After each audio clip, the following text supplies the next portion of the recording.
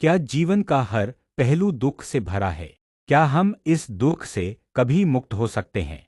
बुद्ध कहते हैं हाँ, लेकिन उसके लिए हमें जीवन को देखना होगा वैसे जैसे हमने कभी नहीं देखा। आज हम जानेंगे बौद्ध दर्शन का गूढ़ सत्य, एक ऐसा मार्ग जो हमें स्वयं से मिलाता है और संसार से मुक्त करता है। भाग एक, बौद्ध दर्शन की पृष्ठभूमि। बौद्ध धर्म की नींव रखी थी गौतम बुद्ध ने, एक राजा का बेटा जिसने सिंहासन, वैभव और परिवार को छोड़कर जीवन के अंतिम प्रश्नों की खोज की। बुद्ध ने देखा बचपन, जवानी, बुढ़ापा, रोग और मृत्यु, सबका अंत दुख में होता है। इसीलिए उन्होंने खोज शुरू की, दुख क्यों है, इसका कारण क्या है और इससे मुक्ति कैसे पाई। भाग दो, चार आर्य सत्य। बुद्ध की सारी शिक्षा चार आर्य सत्यों पर आधारित है। ये दर्शन की रीढ़ हैं। एक, दुख सत्य। जीवन में दुख है, जन्म, मृत्यु, रोग, बुढ़ापा, सब दुख हैं। यह स्वीकार करना ही पहला कदम है। दो, समुदय सत्य। दुख का कारण है तृष्णा।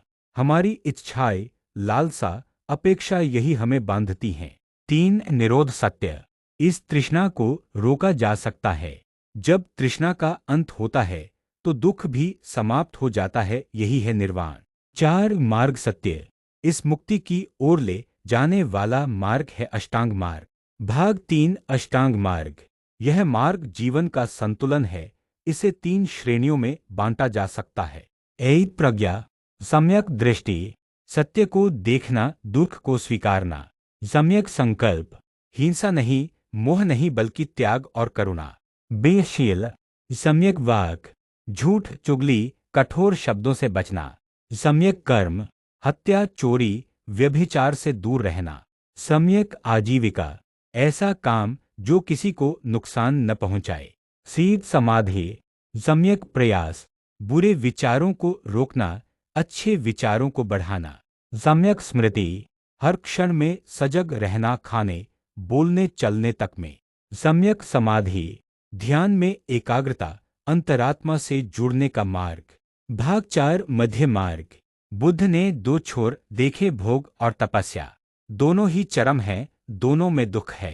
इसीलिए उन्होंने सिखाया मध्य मार्ग। न तो विलासिता, न ही अत्यधिक आत्मत्याग। संतुलन ही मोक्ष की राह है।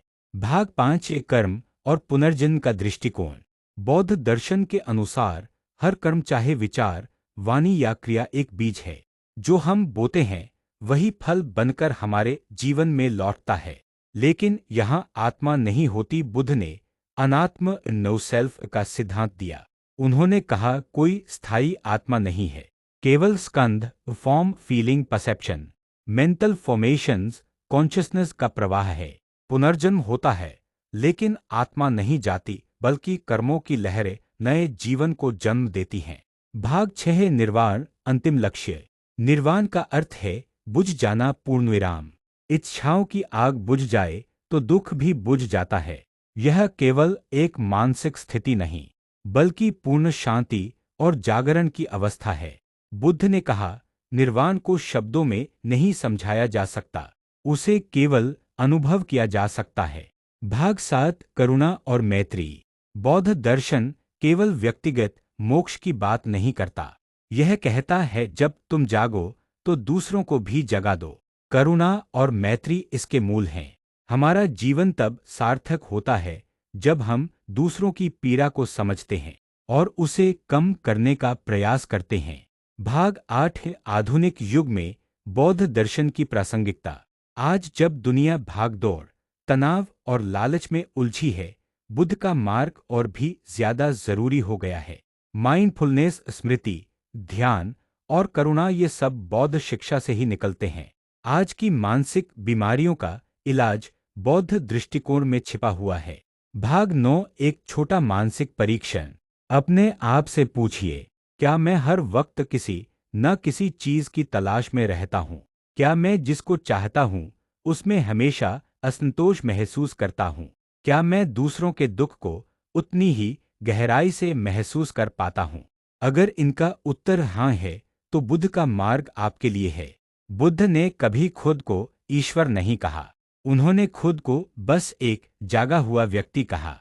उन्होंने जो रास्ता दिखाया वह आज भी वैसा ही है। शब्द बदल सकते हैं, युग बदल सकते हैं, लेकिन सत्य, करुणा और ध्यान का मार्ग अमर है। जागिए, देखिए, समझिए और अपने भीतर के बुद्ध को पहचानिए।